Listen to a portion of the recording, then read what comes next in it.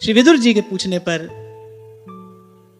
पहले श्री मैत्रेयी मुनि ने वराह अवतार का प्रसंग कहा, भगवान की वो लीला सुनाई। फिर विदुर जी ने अगला प्रश्न किया कि हे महामुने, आपने कथा के आरंभ में सुनाया था कि मनु और शत्रुपा की 5 संतानें हुई, 2 पुत्र, कौन? प्रियव्रत और उत्तानपाद, और 3 कन्याएं, आकुति, प्रसूति और देवहूति। उसमें जो देवहूति थी वो यमादि लक्षणों से संपन्न थी। कर्दम ऋषि से उनका विवाह हुआ, कपिल भगवान उनके यहाँ अवतीर्ण हुए। विदुर जी ने कहा कि भगवान का उनके यहाँ पर अवतार हुआ। आप वो सब लीला, आप वो सब कथा आप हमको विस्तार से सुनाइए। ब्रह्मा जी ने अपने सब पुत्रों को आज्ञा दी कि जाओ भाई, अब प्रजा की वृद्धि करो, सृष्टि का विस्तार करो।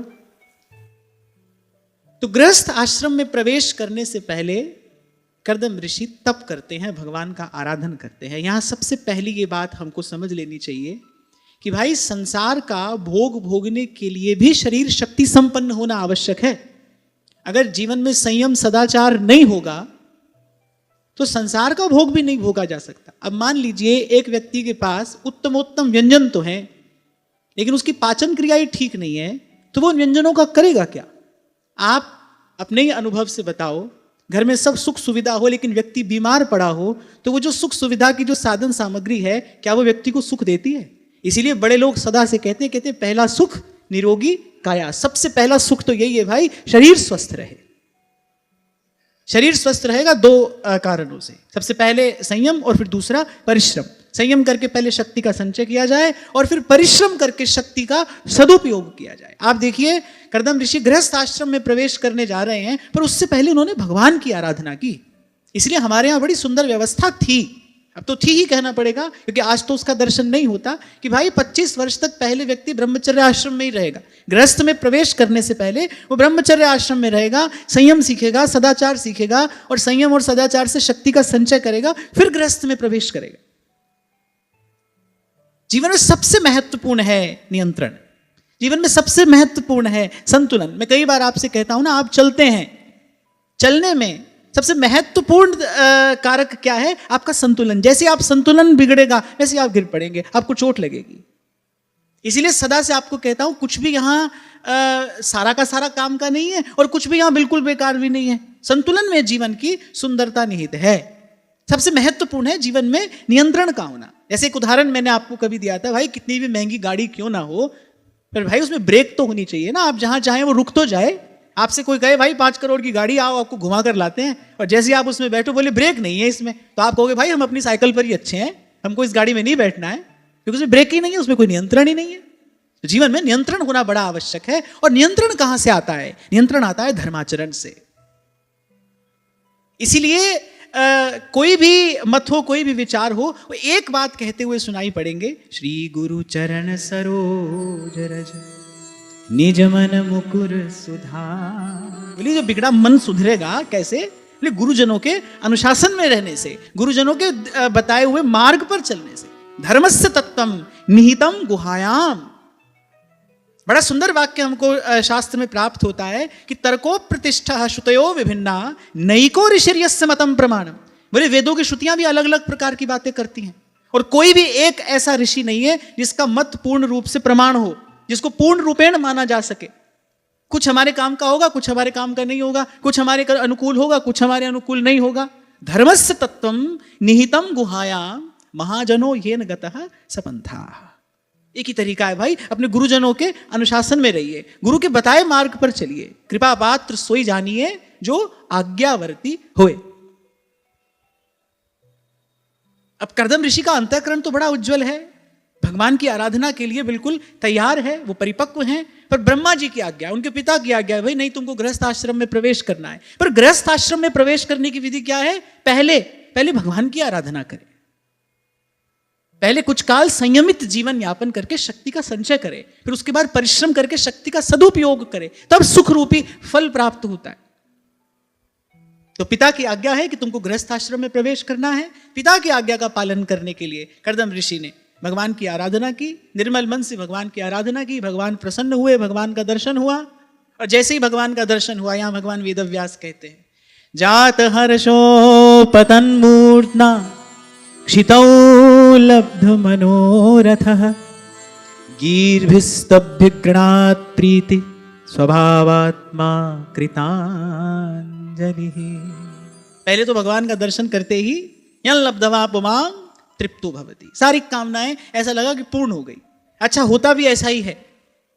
पहले तो गुरुजनों की कृपा से अब मन ये बात मान गया है कि नहीं भाई, प्रभु से नहीं मांगना है, प्रभु से नहीं मांगना है, प्रभु को ही मांगना है। अब तो गुरुजनों की कृपा से ये बात मन मान गया है, भीतर इस बात का प्रकाश हो गया है। पर फिर भी हम तो जीव हैं और जन्म जन्म के हमारे बिगड़े संस्कार हैं। कभी कभी हो जाता है मन विचलित, कब हूं मन इत उत चल जात। पर मैंने अपने जीवन में ऐसा अनुभव किया कि पहले तो मन में कोई तरंग ऐसी उठती नहीं। एक तो ये बात हम जान गए हैं कि भाई प्रभु से कुछ लेना नहीं है, मांगना नहीं है। और फिर दूसरी बात, गुरुजनों की कृपा से ये भी समझ में आ गया है, बिन बोलिया सब किछ जान, किस आगे कीजय अरदास, बिन बोलिया सब किछ जान। ऐसे भी मांगने की कोई जरूरत नहीं है, ऐसे भी मांगने की कोई जरूरत नहीं है। हमारे प्रभु ऐसे शील निधान है, मांगने का अवसर वो आने ही नहीं देते।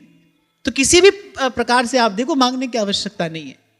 पर ऐसा देखा मैंने, कभी कोई ऐसी मन में तरंग उठ भी जाए तो सोचो कि आज प्रभु से बात कहेंगे, पर लेकिन जैसे ही प्रभु के सन्मुख होते हैं फिर कुछ नहीं रह जाता है कहने को। फिर तो तुम सामने खड़े हो और मैं बस। तो ऐसे ही कर्दम ऋषि के मन में कुछ था तो कि भाई जब भगवान प्रकट होंगे तुमसे आशीर्वाद मांगेंगे। पर जैसे ही भगवान का दर्शन हुआ, दर्शन होते ही सब कामनाएं पूर्ण हो गई। यही प्रभु के दर्शन का फल है। इसलिए तुलसी बाबा बड़ी प्यारी बात कहते हैं, मम दर्शन फल परम अनुपा। मैं एक बात और यहां पर कहूंगा, ठाकुर जी के सन्मुख आप हुए, आपने मांग लिया और आपको मिल गया, आप ये ना समझना भगवान की बड़ी कृपा हो गई। आपने दर्शन ही नहीं किया, क्योंकि भगवान के दर्शन का तो ये फल ही नहीं है। मम दर्शन फल परम अनुपा, जीव पाव निज सहज स्वरूपा। तुलसी बाबा को जितने प्रणाम किए जाएं उतने कम है। एक पंक्ति में क्या क्या नहीं कह दिया तुलसी बाबा ने। कहते जीव पाव निज सहज स्वरूपा। और जीव का निज सहज स्वरूप क्या है?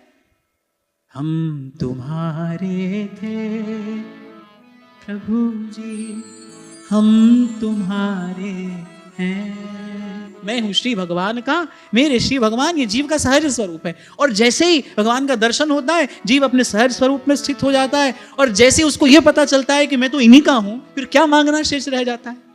इसलिए नारद जी ने कहा, यं लब्धवा पुमांग अमृतो भवति सिद्धो भवति तृप्तो भवति। प्रभु का दर्शन ऐसा है। तो ऐसा अनुभव हो तो समझना दर्शन किया। और ऐसा अनुभव मुझे ऐसा लगता है भाई, संतों की ओट में प्रभु के पास जाने से होता है, सीधे जाने से नहीं होगा। राम सिंधु घन सज्जन धीरा, चंदन तरु हरि संत समीरा। ऐसा अनुभव दर्शन से, ऐसी तृप्ति आपको तभी होगी जब आप संतों की ओट में जाकर भगवान का दर्शन करोगे। दीन बचन संतन संग दरस परस की जय, दीन बचन संतन संग। तभी तो आपको कहता हूं भाई, मैं तो उठते बैठते मंत्र की तरह जपता रहता हूं, रटता रहता हूं, ध्याता रहता हूं। भाग खुल्या हमारा साध संगत सो, सांवरिया के वट। भाग खुल्या हमारा साध संगत सो, सांवरिया के वट। मीरा के प्रभु गिरधर नागर, मीरा के प्रभु गिरधर नागर।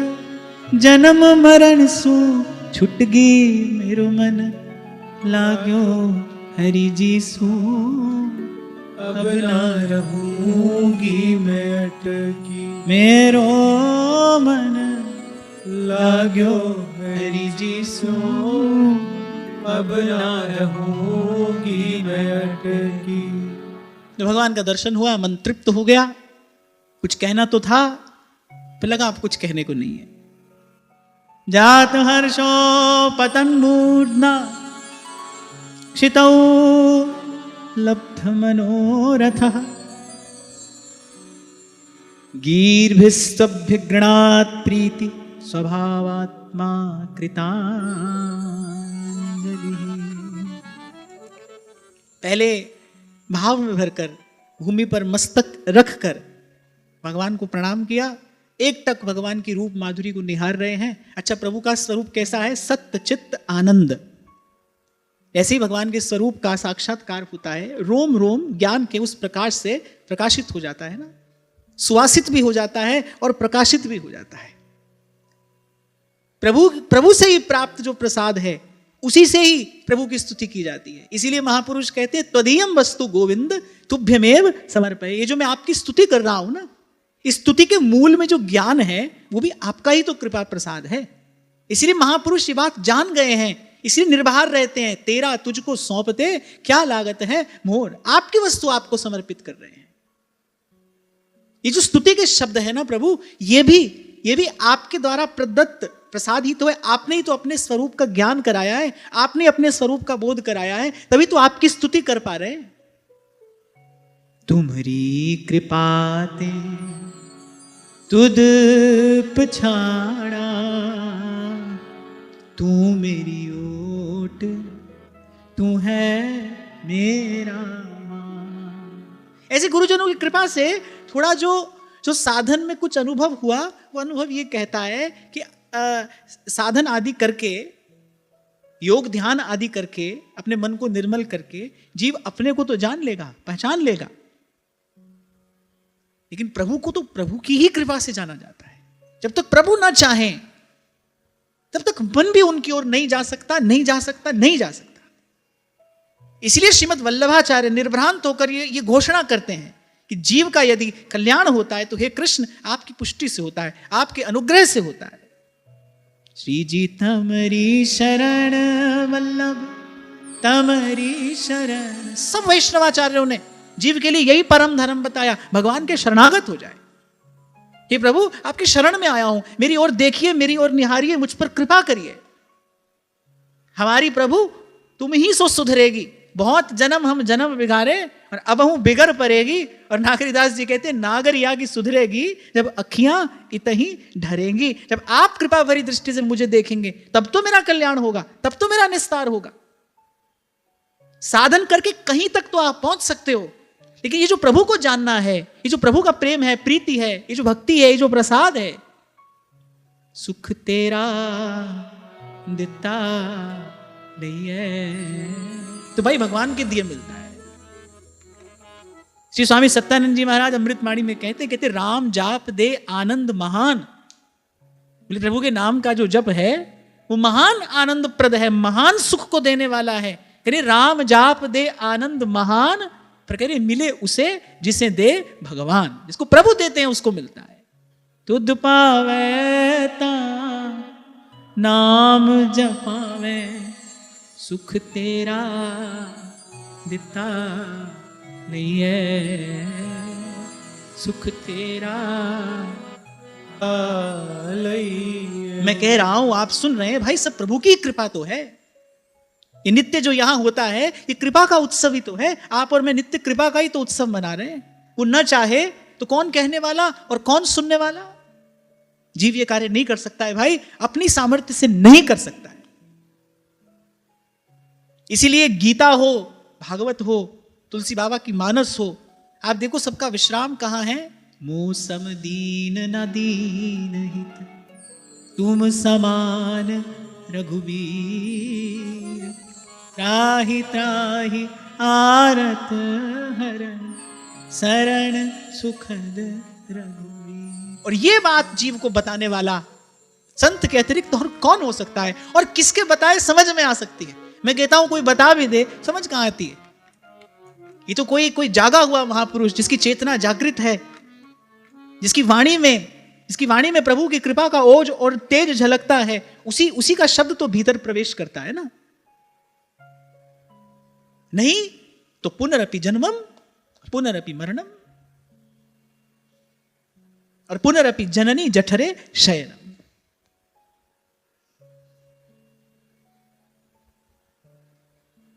तो भगवान के दर्शन से इतना आनंद हुआ, हृदय सुवासित हो गया, रोम रोम प्रकाशित हो गया। प्रभु के दिए हुए उस प्रसाद से, उस ज्ञान से प्रभु की स्तुति करते हैं।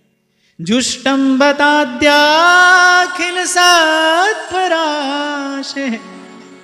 सांसिध्यमक्ष्णोस्तव दर्शनान्नः यद्दर्शनं जन्मभिरीड्य सद्भिराशासते योगिनो रूढ़योगा।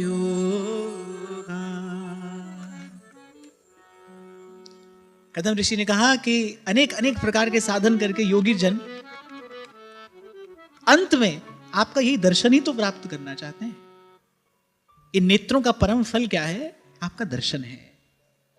देखो भरलोचन हरि भव मोचन।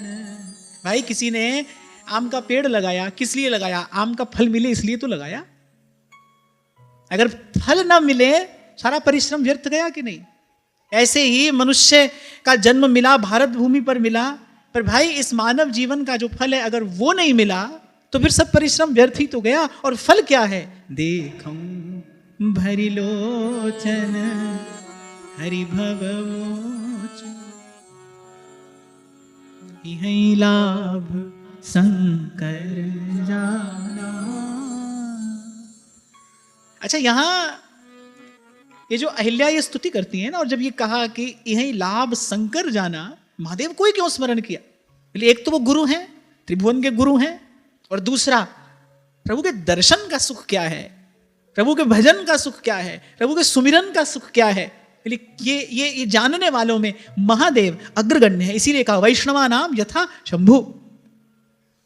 प्रभु के दर्शन का सुख क्या है, प्रभु के भजन का सुख क्या है, प्रभु के श्री चरणारविंद के सेवन का सुख क्या है, इसको जो जानते हैं उनमें सबसे पहले सबसे श्रेष्ठ मूर्धा पर अगर कोई है तो महादेव है। नमामि शमीशान निर्वाण रूपम विभुम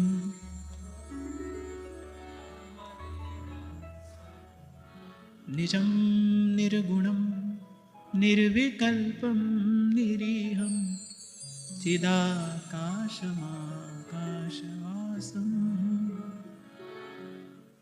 तो गर्दम जी ने कहा भाई हमको तो आज नेत्रों का फल मिल गया। जितने भी साधन हैं, जितनी भी युक्तियां हैं, बोले अंत में बस आपका दर्शन ही प्राप्त करने के लिए है। अच्छा, और भगवान का दर्शन ऐसा सुलभ नहीं है। महाप्रभु जी ये बात कह रहे हैं, यो ब्रह्म रुद्र शुक नारद भीष्म मुख्यई रालक्षितो न सहसा पुरुषस्य तस्य।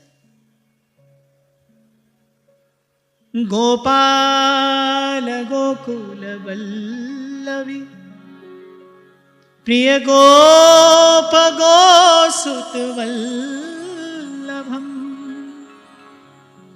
चरणारविंदमहं भजे भजनीय सुरमुनि दुर्लभम।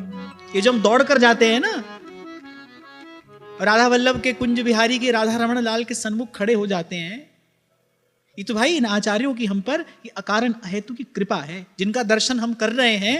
तुलसी बाबा कह रहे गोपाल गोकुल वल्लभी प्रिय गोप गोसुत वल्लभम चरणारविंद महम भजे भजनीय सुरमुनि दुर्लभम। इनकी ये झलक, इनकी ये छटा, ये सुरमुनि दुर्लभ है।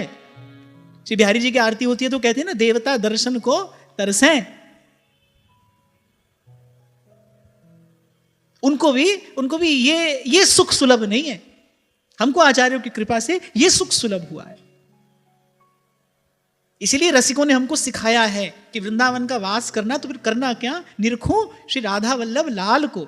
ये जोरी मेरे जीवन प्राण निरखूं श्री राधा वल्लभ लाल दीजो वृंदावन वास निरखूं श्री राधा वल्लभ लाल।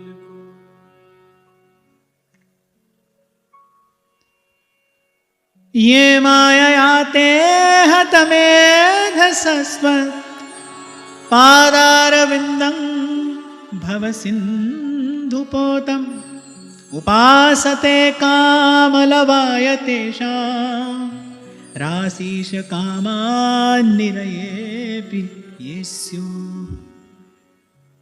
बड़ी सुंदर बात कर्दम ऋषि ने कही। सबसे पहले तो कहा कि जो आपके चरण कमल हैं वो भव सागर से पार जाने के लिए जहाज हैं।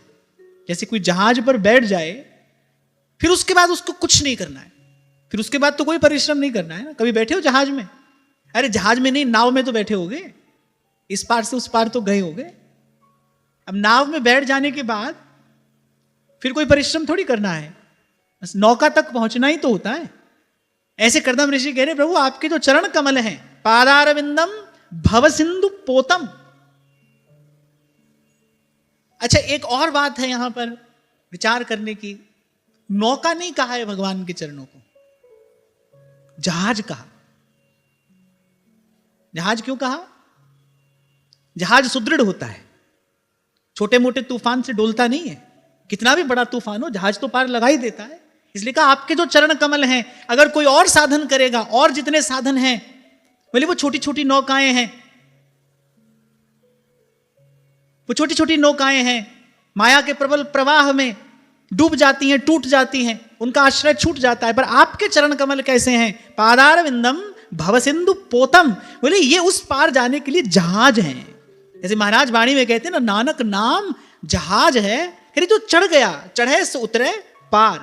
अच्छा, एक और बात है, अब जहाज जब तट छोड़कर चलता है, अब उसके बाद आप चाहो तो भी उतर नहीं सकते, नहीं उतर सकते ना। कहां जाओगे?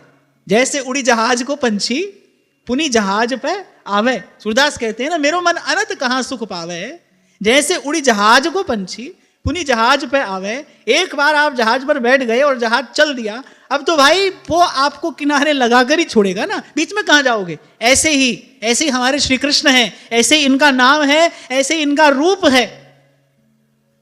तभी तो व्यास जी कहते हैं अपनी वाणी में, मन बावरे तू हरिपद अटक्यो, मन बावरे तू हरिपद अटक्यो। संतों की कृपा से एक बार मन कहीं भी भगवान के नाम से, रूप से, किसी भी प्रकार अपना संबंध बना ले, फिर तो जैसे उड़ी जहाज को पंछी पूरी जहाज पर आवे। फिर तो प्रभु के नाम की, प्रभु के दर्शन की, प्रभु की लीला कथा की बान है, पहुंचावे निज धाम। और मैं कहता हूं कि भगवान के नाम से, भगवान की लीला माधुरी से भी जीव का कल्याण नहीं होगा भाई, फिर होगा ही कैसे? फिर होगा ही कैसे? अभी थोड़ी देर पहले मैंने आपके कहा ना कि जीव अल्प सामर्थ्यवान है। जीव जो भी करता है वो अपूर्ण ही है, थोड़ा ही सामर्थ्य है आपके मेरे पास, उससे जो साधन किया जाता है वो भी थोड़ा है। अल्प से भूमा की प्राप्ति नहीं होती। ये जो अल्प साधन है, इससे उस अनंत की प्राप्ति नहीं हो सकती। कितना जप कर लेंगे, अब गिनकर भी करो तो भाई एक दिन में 24 घंटा ही तो है। मैं कहता हूं 24 का 24 घंटा भी कोई जप करे तो भी एक सीमित संख्या ही तो है। हमारे द्वारा जितना भी साधन किया जाए वो सब सीमित ही तो है। सीमित से असीम की प्राप्ति कैसे हो सकती है? नहीं होती। इसीलिए संत कहते भाई भगवान तो अपनी कृपा से ही मिलते हैं, हमारे साधन से हाथ नहीं आते, अपनी कृपा से ही मिलते हैं। और वहां उपनिषदों की स्तुतियां कह रही हैं, बोले थोड़ा है उसमें कोई सुख नहीं है। यो वही भूमा तत्सुखम नाल पे सुखम अस्ति। श्रुतियां कहती हैं कि भाई एक बात गांठ बांध लो, ये मोटा मोटा हिसाब समझ लो, जो थोड़ा है उसमें सुख नहीं है, बहुत में सुख है, बहुत में सुख है, थोड़े में सुख नहीं है। अब यहां देखो सब थोड़ा ही तो है, यहां देखो सब थोड़ा ही है, माने सब सीमित ही तो है ना, उसकी एक सीमा है। कितना भी धन साधन संपत्ति आपके पास क्यों ना हो, पर भाई उसको भोगने के लिए जो जीवन है, जो सामर्थ्य है, उसकी एक सीमा है कि नहीं? यहां सब कुछ थोड़ा ही है, सब कुछ सीमित है। और वहां श्रुतियां कह रही हैं, ऋषियों का ज्ञान ये बात कह रहा है भाई थोड़े में सुख नहीं है, महत्व में सुख है। यो वही भूमा तत्सुखम नाल पे सुखम अस्ति।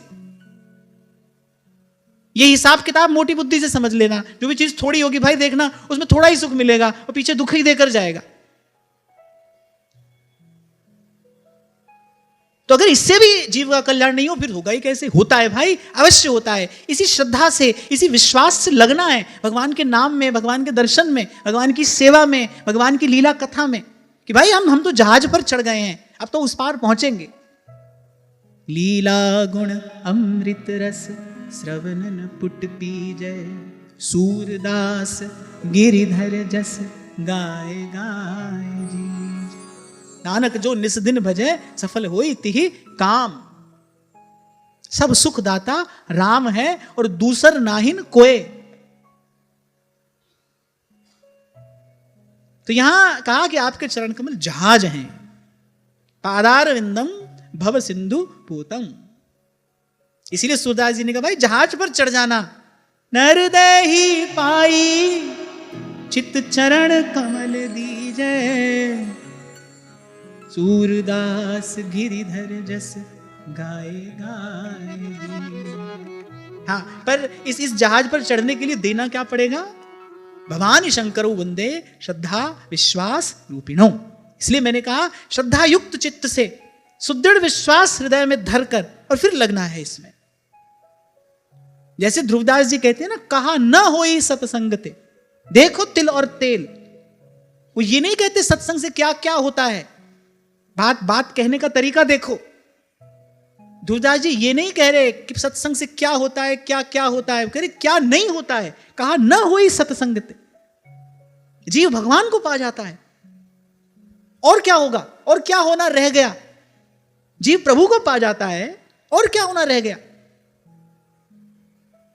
और भाई एक बात तो माननी पड़ेगी कि जब तब साधु तारसी और सकल प्रपंच, इस जगत प्रपंच से कभी किसी को छुड़ाकर भगवान के चरणों में लगाया है किसी ने, तो भाई संत ने ही लगाया है, सत्संग ने ही लगाया है।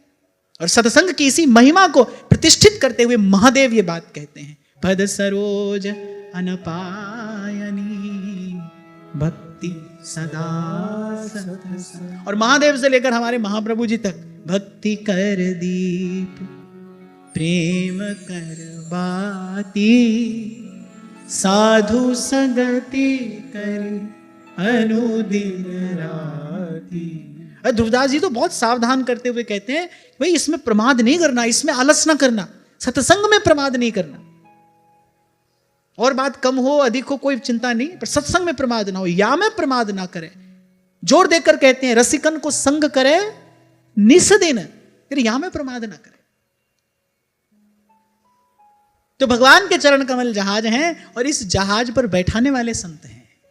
संत बैठाते हैं इस जहाज पर, वही पता देते हैं इस जहाज का।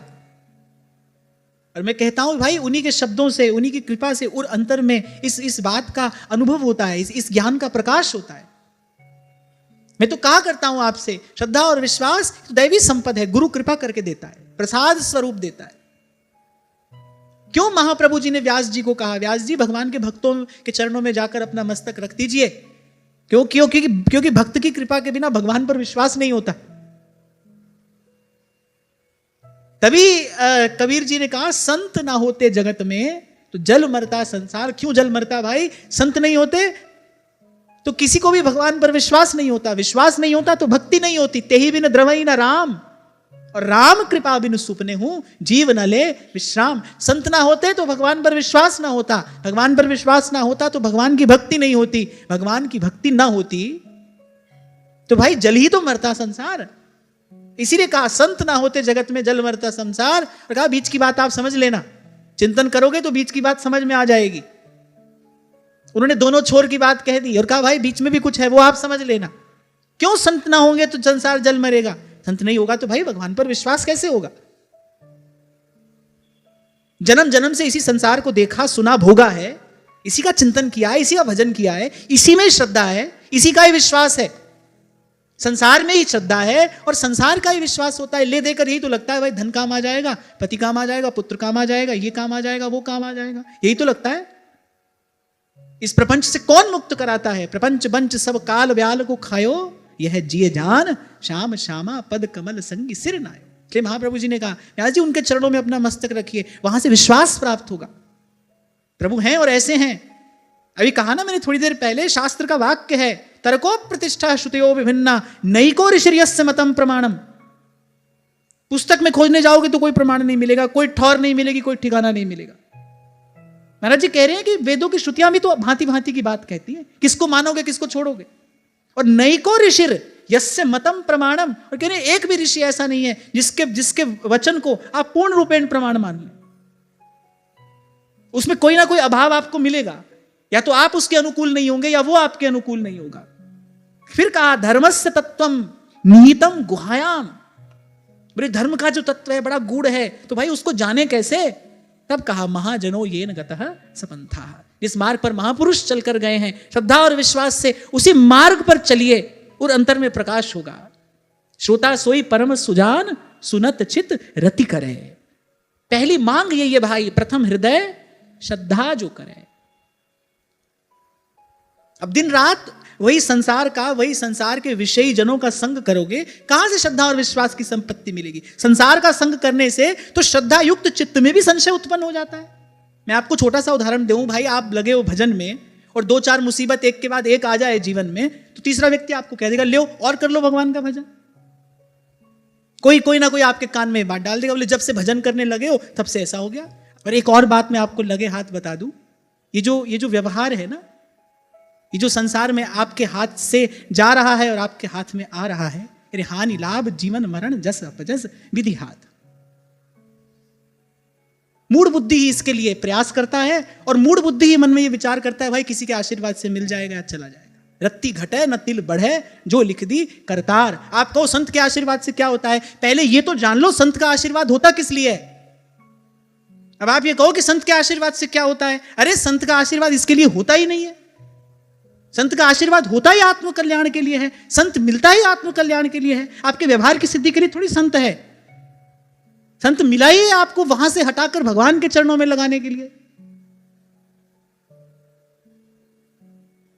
अभी कुछ दिन पहले मेरे को शंभू जी ने वो पत्र दिया, बोले हाँ हमारी दुकान बंद हो गई, अब बड़ा सुख है, बड़ा आनंद है, अब भजन में सेवा में कोई झंझट नहीं है, अब जैसा जो काम अब हमने किया है उसमें हम स्वतंत्र हैं, जितनी देर हम चाहते हैं उतनी देर करते हैं। मैंने ये सब बात उसमें लिखी थी, पढ़कर मुझे बड़ी हंसी भी आई। मैं कहा लेकिन भाई चलो सीधा सच्चा व्यक्ति है, सीधी सच्ची बात हमको लिख कर दे दी। तो संत इसलिए नहीं होता है भाई, संत व्यवहार की सिद्धि के लिए नहीं है। संत के पास तो भगवान में हमारी श्रद्धा हो, भजन में हमारा विश्वास सुदृढ़ हो, संत के पास तो ये संपत्ति लेने के लिए जाना चाहिए। वो तो आपके पास है ही,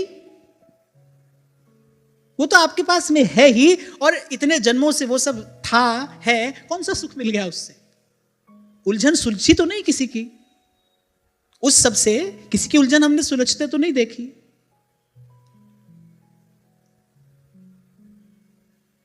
तो श्रद्धा और विश्वास युक्त चित्त से इसमें लगे। सेवक जी महाराज पहली मांग यही करे, प्रथम हृदय श्रद्धा जो करे। पर मैं आपको यह कह रहा था भाई वहीं लगे रहोगे तो श्रद्धा नहीं होगी, उल्टे श्रद्धा युक्त चित्त में भी संसार का अत्यधिक संग करने से संशय उत्पन्न हो जाता है, और संशय ऐसा छिद्र है इसके लिए भगवान कहते हैं संशय आत्मा विनश्यति।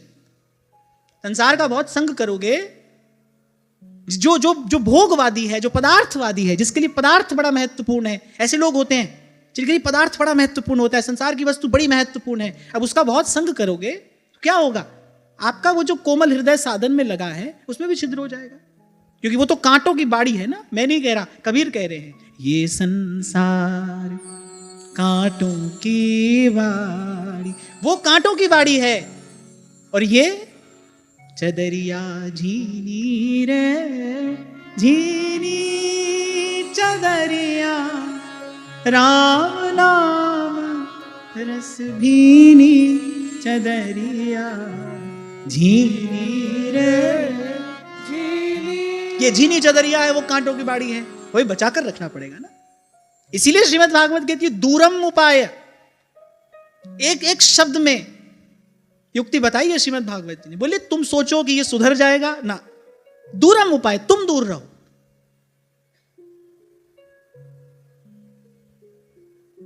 गंगा जल में कोई मदिरा मिला दे तो गंगा जल मदिरा हो जाता है या मदिरा गंगा जल बन जाती है? बताओ। गंगा जल ही तो मदिरा हो जाता है, मदिरा गंगा जल नहीं बनती। इसलिए कहा दूरम उपाय। इसलिए बड़े बड़े महापुरुष, सामर्थ्यवान महापुरुष, जिनमें वस्तुतः सामर्थ्य है, वो भी अगर सुधार रहे हैं, सिखा रहे हैं, समझा रहे हैं तो किसको? अरे सुन मन मूढ़ सिखावन मेरो। मन को सिखा रहे हैं, मन को समझा रहे हैं। रे मन श्री हरिवंश भज, जो चाहत विश्राम, जिहि रस वस ब्रज सुंदरिन, छाड़ दिए सुख धाम। मन को उपदेश कर रहे हैं, क्योंकि अगर सब सत्य है ना तो फिर ये भी एक सत्य है, इसको भी आपको यूं का यूं स्वीकार करना पड़ेगा। कड़वा है पर सत्य है, ये तो ऐसा ही है भाई, कांटों की बाड़ी, और वो कह रहे उलझ उलझ मर जाना है। कहत कबीर सुनो भई साध, सतगुरु नाम ठिकाना है, सतगुरु नाम ठिकाना रहना नहीं है।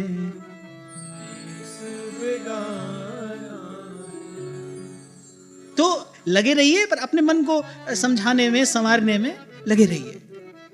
दूरम उपाय, मैं फिर कह रहा हूं, ये झीनी चदरिया है और वो कांटों की बाड़ी है। इसको सुधारने का नहीं सोचना, सबके प्रति सद्भाव रखना, सबका मंगल हो, सबका कल्याण हो। आपको अवसर मिले तो आप सेवा भी करना। वैष्णव जन तो तेने कहिए, पीर पराई जाने रे। हाथ पैर मारने की आवश्यकता नहीं है। गीता में भगवान ने निर्मम शब्द का प्रयोग किया। जो निर्मम हो जाता है, निर्मम का अर्थ दयाहीन नहीं है। निर्मम हो जाने का अर्थ यहां दयाहीन होना नहीं है। निर्मम हो जाने का अर्थ यहां ममता रहित हो जाना है। जो ममता रहित हो जाते हैं, ममता माने ये मेरा है, एक अहमता ममता, यह जग में अति दुखदाई, मेरा है और मेरे के साथ सारा सुख दुख जुड़ा है भाई। जितना भी सुख दुख है वो मेरे के साथ ही तो जुड़ा है। मेरा नहीं है तो फिर ना सुख है ना दुख है, मेरा है तो फिर सुख भी है दुख भी है। तो भगवान ने कहा जो निर्मम हो जाता है माने ममता रहित हो जाता है, सबके ममता ताग बटोरी, मम पद मनहि बांध बर डोरी। तो फिर आ जाए भगवान के चरणों के पास। कर्दम ऋषि कह रहे ये माया ते हतमेद सस्त्वत पादार विंदम भव सिंधु पोतम। आपके जो चरण हैं बोले नौका है, नौका है, जहाज है। आपके जो चरण हैं बोले उस पार जाने के लिए जहाज है। चरण कमल वंदो हरि राई। मन को भंवरा बना के और ये सिखाना है कि बस इन चरण कमलों से लिपटे रहना। जाकी कृपा पंगु गिरी लंग है, जाकी कृपा पंगु गिरी लंग है। रंग चले सिर छत्र धराही, चरण कमल वंदो हरियाई। मेरी भक्ति पुष्ट हो रही है कि नहीं, मेरे भाव में उन्नति हो रही है कि नहीं, इसका लक्षण क्या है? ये जो प्रभु के चरण कमलों से प्रीति है ना, ये सहज होती जाए। सहज माने स्वाभाविक ही होती जाए। अभी तो मन को 10 कारण देने पड़ते हैं भाई, इसलिए भगवान से प्रेम करना है।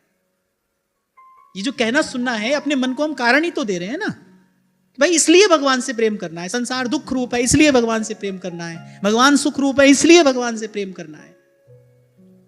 पर ये साधनावस्था ही तो है। सिद्धावस्था क्या है? जाही न चाही कबहू कछु, तुम संग सहज सने। इसलिए थोड़ी देर पहले मैं कह रहा था तुलसी बाबा को जितने प्रणाम करो उतने कम है। इसीलिए शायद सूरदास जी ने कहा था अकबर से, जब अकबर ने पूछा सूरदास जी एक बात बताइए, कविता आपकी श्रेष्ठ है या तुलसीदास जी की? सूरदास जी ने कहा भाई कविता तो हमारी श्रेष्ठ है।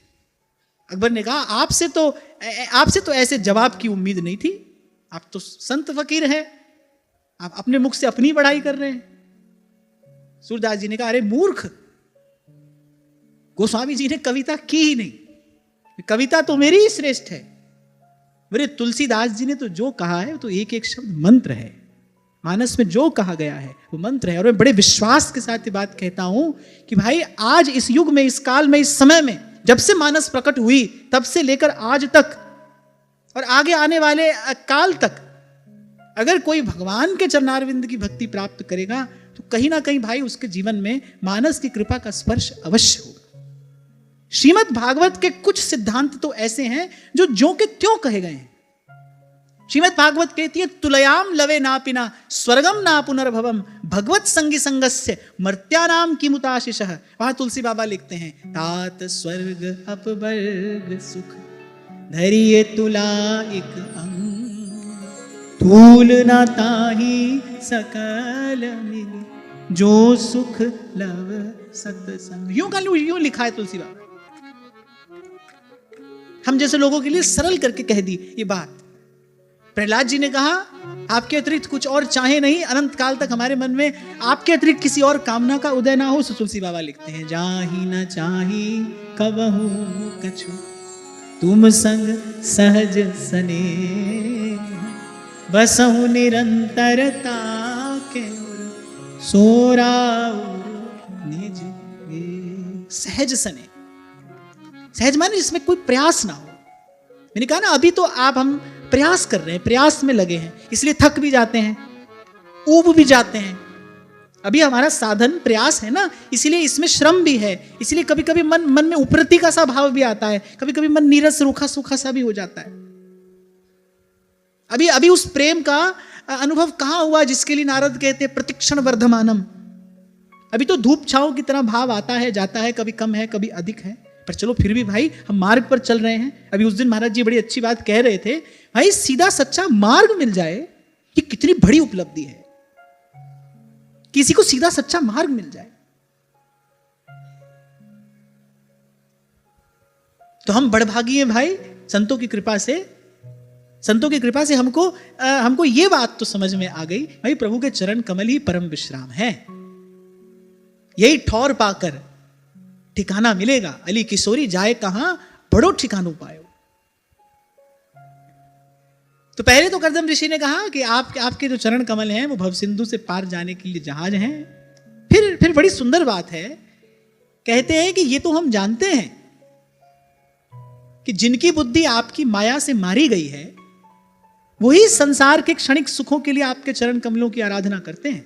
देखो उपासना दो ही प्रकार से तो होती है, एक सकाम है एक निष्काम है। एक बड़ी महत्वपूर्ण बात या मुझे समझ में आई कि भाई भले हम सकाम भी हों, हमारे मन में भले संसार की भी कामना हो, तो भी हम उपासना आराधना भगवान की ही करें।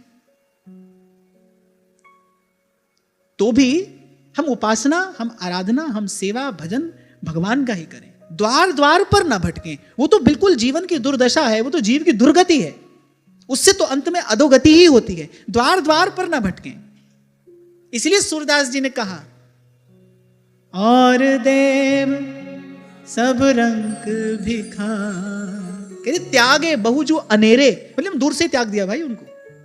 अन्य देव देवी सकल चलत पुंजी सी खोई, और कहते चलत पुंजी सी खोई रोई जग द्योस गवावत। यद्यपि यहां कर्दम ऋषि ने कहा कि वो जो सकाम उपासना है वो अच्छी नहीं है, वो निंदनीय है। महापुरुष तो उसको दूर से ही त्याग देते हैं, उस वृत्ति का, उस भावना को। पर फिर भी यदि मन में कोई कामना हो भी तो आपसे ही कहे, आपसे ही याचना करे, आपसे ही उसकी आशा करे, उसकी प्राप्ति के लिए आपकी ही आराधना करे, कहीं और न जाए, कहीं और न देखे।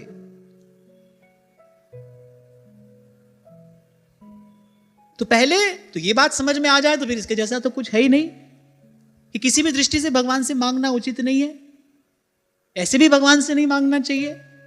यहां कर्दम ऋषि कह रहे हैं बोले जिनकी बुद्धि आपकी माया से मारी गई है वही मांगते हैं आपसे। जिनका और अंतर संतों के संग से सुसंस्कृत हो गया है वो तो स्वप्न में भी आपसे किसी प्रकार की कोई कामना नहीं रखते, वो तो निष्काम मति से युक्त होकर सहज चित्त से निरंतर आपका भजन करते। जिनको भजनानंद मिल गया है वो कुछ और नहीं चाहते। अच्छा, भगवान के श्री चरणों के एकांतिक भजन का जो सुख है मैं आपको बताऊं, जो एकांतिक भजन का सुख है जिसके लिए श्री नेही नागरीदास जी महाराज कह रहे भजन एकांत जिन मन समानी। वो जो एकांतिक भजन का जो सुख है वो एक बार अगर मिला, वो एक बार यदि मिला, उसका एक बिंदु भी यदि आपको मिल गया तो फिर जहां लगी जगत स्नेह सगाई, प्रीति प्रतीति निगम निज गाय, मोरे सबहि एक तुम स्वामी। फिर ना शास्त्र की बात समझ में आएगी, फिर ना कोई और धर्म, कोई और मार्ग आपको समझ में आएगा। फिर तो मोरे सबहि एक तुम स्वामी, दीन बंधु उर अंतर्यामी। अब भगवान ने गोपियों को जो सब समझाया था वो शास्त्रानुकूल ही था। गोपियों ने कहा नहीं भाई अभी सब हमको नहीं सुनना है, ये सब नहीं समझना है, आप मिल गए। मोरे सबई एक तुम स्वामी दीन बंधु उर अंतर्यामी। ऐसे भी भक्त हैं और उनकी भक्ति धन्य है। नारद जी को कहना पड़ा ऐसे तो भगवान के सभी भक्त धन्य हैं, पर भक्ता एकांतिनो मुख्या। बोले जो उसमें भी जो भगवान के एकांतिक भक्त हैं, जो बड़ी दृढ़ता पूर्वक पकड़े हैं श्री हरि के चरण कमलों को, जिनको स्वप्न में अभी भगवान से किसी प्रकार की कोई कामना नहीं है। श्री चैतन्य महाप्रभु के शिक्षाष्टक में इसका बड़ा सुंदर संकेत मिलता है। मम जन्मनि जन्मनीश्वरी भवताद भक्ति रहितु कि त्वयि, न धनम न जनम न सुंदरी आहा कविताम वा जगदीश कामये। श्री चैतन्य महाप्रभु कह रहे न धन न जन न कंचन न कामिनी न कीर्ति। धन माने कंचन, सुंदरी माने कामिनी और जन माने कीर्ति।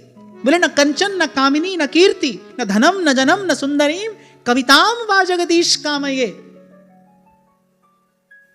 और मैं बड़े सुंदर सुंदर स्तोत्र रचकर आपकी स्तुति करूं ना, ये सब भी नहीं चाहता, क्योंकि इससे भी अंत में संसार में यश और कीर्ति ही तो प्राप्त होती है। मम जन्मनि जन्मनीश्वरी भवताद भक्ति रहे तु कि त्वयि। एक बार गुरु कृपा से, संत कृपा से ये बिंदु यदि आपको मिल गया, इस सीधे शब्दों में कहूं, इस रस का चस्का अगर लग गया, फिर भाई ना कुछ कहना है ना सुनना है। फिर तो पांच तत्व का बनाए पिंजरा, पांच तत्व का बनाए पिंजरा, उसमें बोले मेरी मैना, उसमें बोले मेरी मैना, कछु लेना न देना मगन रहना, कछु लेना न देना मगन रहना। अब आप सोचो भाई, भगवान को प्राप्त हो जाने के बाद भगवत प्राप्त महापुरुष अगर ऐसे ही एकांत में मौन होकर बैठ जाए तो संसार का कल्याण कौन करेगा? भाई ऐसे महापुरुष के होने मात्र से संसार का कल्याण होता है, उसको कुछ करना नहीं है। ऐसे महापुरुष के होने मात्र से सृष्टि का मंगल होता है, कल्याण होता है। ऐसा महापुरुष धराधाम पर विराजमान है, उसके होने मात्र से श्रद्धा और विश्वास स्फुरित होते हैं जनमानस के मन मानस में। उसका होना ही पर्याप्त है। वो करे तो अच्छा, ना करे तो भी अच्छा, क्योंकि उसके होने से ही सब हो रहा है। इसी को तो कहते हैं सहज हो जाना। जाना तो तुम ही हो जाए। आगे कर्दम ऋषि कहेंगे, बोले आप कुछ करते थोड़ी हैं। कर्दम ऋषि ने भगवान से कहा, बोले आप कुछ करते थोड़ी हैं, पर सब हो जाता है। तो जीव सब करता है, कुछ नहीं होता है, अंत में खाली। अब जीवन लगा दिया, यौवन लगा दिया, धन संपत्ति शक्ति सामर्थ्य सब इस अंधे कुएं में गिरा दिया, अंत में हाथ खाली, कुछ भी नहीं। बाप कहता है मैंने किया, आगे वही डोर बेटा पकड़ लेता है, वो करे मैंने किया। आज संसार में आप जिससे जाकर पूछो, बोले ये सब जो आपके पास है कहां से आया? बोले हमने किया। तुम ही ने किया तो पिछले वाले सब करके जो गए वो कहां गया? वो जो आज तक बड़े बड़े सिद्ध सामर्थ्यशाली करते रहे वो कहां गया? इसी को कहते हैं प्रपंच बंच सब काल व्याल को खायो। आप सब कर रहे हैं, कुछ नहीं हो रहा है, भगवान कुछ नहीं करते हैं, सब होता है। तो ऐसे ही जो तद्रूप हो गया है, जो भगवत भजन करते करते तदाकार हो गया है, जानत तुम्हें हो जाए, वो कुछ नहीं करता है, उसके होने मात्र से सब होता है। भाई अवश्य होता है। वो जब सहज स्वभाव से भगवत भजन करता है, उसके रोम रोम से परमाणु निस्सृत होता है। ऐसा ये जो आपके मेरे मन में भजन के प्रति कुछ श्रद्धा है, भावना है, कहां से आई है ये? अभी तो थोड़ी देर पहले मैंने आपसे कहा, ये आपकी मेरी कमाई पूंजी तो है नहीं। आपके मेरे मन में ये सब भाव कहां से आया? ये जो ऐसे ही एकांतिक महापुरुष है ना भाई, ये उन्हीं के भजन का फल है, उन्हीं का प्रताप है, उन्हीं की कृपा से आप में ये सत्संग का सुख प्राप्त कर रहे हैं। कहो नानक हम यही हवाला, कहो नानक हम यही हवाला, राख संतन के पाछे माधो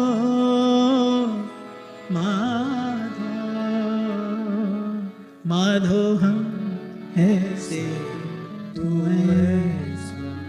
सब कुछ दिखाई नहीं देता है भाई इस आंख से, सब कुछ इस बुद्धि से समझा नहीं जाता है। इसीलिए कहने वाला कहता है सितारों से आगे जहां और भी हैं। आपको मुझे दिखाई ना पड़े इसका मतलब ये नहीं कि वस्तु नहीं है। सितारों से आगे जहां और भी हैं, सब कुछ इन आंखों से नहीं दिखाई पड़ता। सब कुछ इस अल्प बुद्धि से ग्राह्य नहीं है। कुछ ऐसा भी है जब जब गुरु के प्रसाद से और अंतर में उस ज्ञान का प्रकाश होता है, तभी देखा जाता है, तभी समझा जाता है।